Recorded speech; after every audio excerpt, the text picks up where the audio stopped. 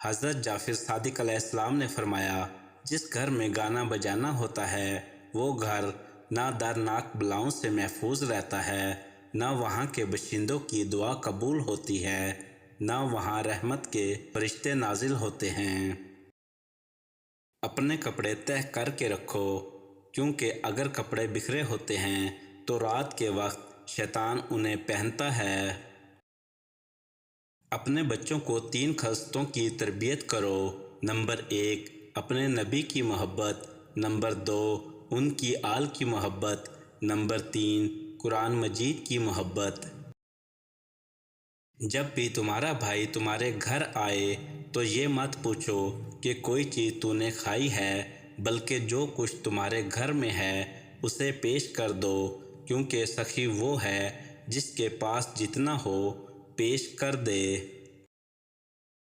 جو شخص کسی درد یا بیماری میں مبتلا ہو تو اسے چاہیے کہ اپنے گریبان میں منہ ڈال کے 7 مرتبہ سورہ الحمد کی تلاوت کرے۔ 3 چیزیں ایسی ہیں کہ اگر کوئی شخص ان میں سے کسی ایک میں مبتلا ہو جائے تو موت کی تمنا کرے گا۔ نمبر 1، مسلسل تنگ دستی۔ نمبر 2، دشمن کا غلبہ۔ نمبر 3، ناموس کی رسوائی۔ کسی پہاڑ کا اتنا بوجھ نہیں ہوتا جتنا کسی بے قصور پر تہمت لگانے کا بوجھ ہوتا ہے۔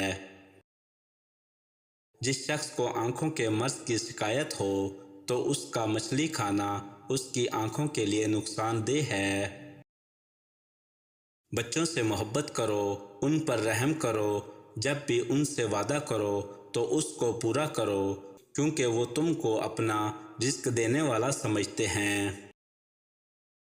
کالے جوتے پہننے میں 3 عیب ہیں۔ نمبر 1، نظر کمزور ہوتی ہے۔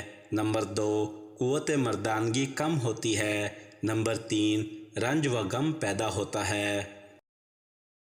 غیبت کرنے والا اگر توبہ کر لے تو جنت میں داخل ہونے والا وہ آخری شخص ہوگا، اور اگر توبہ نہ کرے تو دوزخ میں داخل ہونے والا وہ پہلا شخص ہوگا۔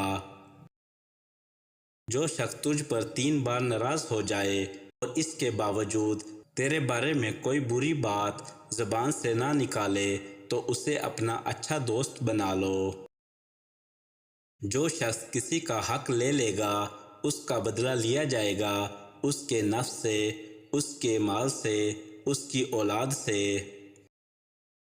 روزی نہ کمانے والے کی اللہ عبادت قبول نہیں فرماتا اور نہ اس کی دعا قبول ہوگی۔ تلاش معاش تم پر واجب ہے۔ صدقہ بھیک مانگنے والوں کی بجائے اپنے قربت داروں کو دو، اس میں بہت زیادہ اجر ہے۔